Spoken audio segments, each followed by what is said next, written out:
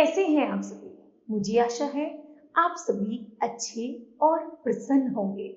चलिए आज हम पढ़ते हैं पाठ 1 वर्णमाला। करते हैं इस पाठ की शुरुआत। चलिए बच्चों, सबसे पहले पढ़ते हैं हम वर्ण। वर्ण किसे कहते हैं? चलिए जानते हैं इसे परिभाषा के माध्यम से। भाषा की वह छोटी से छोटी इकाई जिसके टुकड़े नहीं किए जा सकते वर्ण या अक्षर कहलाती है। जैसे आजा, आजा में आ जमा जा जमा आ, तो कुल मिलाकर 3 ध्वनियां हैं। इन ध्वनियों को ही वर्ण कहते हैं। क्या कहते हैं? वर्ण कहते हैं। वर्ण के प्रकार।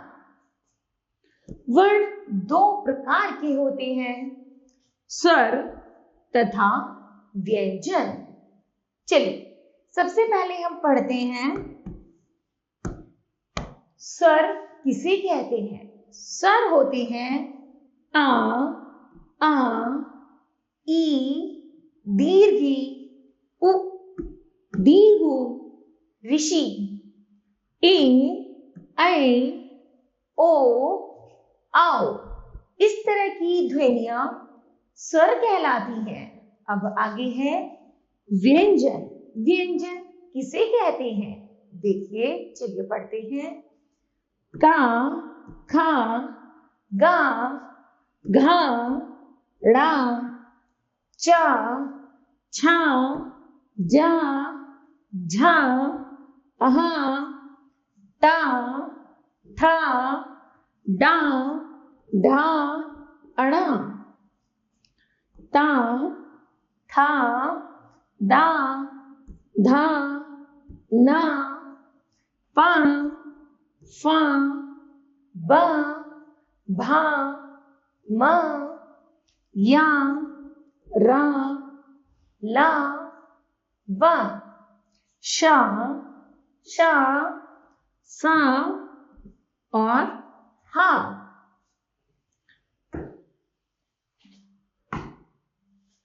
इस तरह के जो हमने अभी वर्ण पढ़े ये व्यंजन कहलाते हैं। ठीक है, आगे है अन्य वर्ण। कुछ वर्ण ऐसे होते हैं जो न तो स्वर होते हैं और न ही व्यंजन होते हैं। जैसे अनुस्वार, विसर्ग तथा संयुक्त व्यंजन। अनुस्वार में होता है आ के ऊपर चंद्र बिंदु, अनुस्वार में होता है आ के ऊपर बिंदु आंग। उसी तरह विसर्ग में होता है आ के बाद 2 बिंदु, जिसे हम इन 2 बिंदु की ध्वनि है हा, जिसे हम पढ़ेंगे आहा। आगे संयुक्त व्यंजन। संयुक्त व्यंजन में है छ, त्र, ज्ञ और श्रय। ये जो 4 वर्ण हैं ये हमारे संयुक्त व्यंजन कहलाते हैं, क्योंकि यह वर्ण हमारे 2 वर्णों से मिलकर बनते हैं। संयुक्त व्यंजन हिंदी में 4 व्यंजन 2 व्यंजनों के मेल से बनते हैं, जिन्हें संयुक्त व्यंजन कहते हैं। जैसे यदि हमें 6 छत्रियां बनाना है तो हम कै जमा शह को मिलाएंगे तब बनेगा हमारा 6। उसी तरह ज्ञ को मिलाएंगे तो जय जमा ज्ञ को मिलाएंगे तो बनेगा ज्ञ। और त्रय बनाना है तो बनाएंगे तय जमा रै को मिलाकर बनाएंगे त्रय। उसी तरह है श्रय, श जमा रै को मिलकर बनाएंगे श्रय।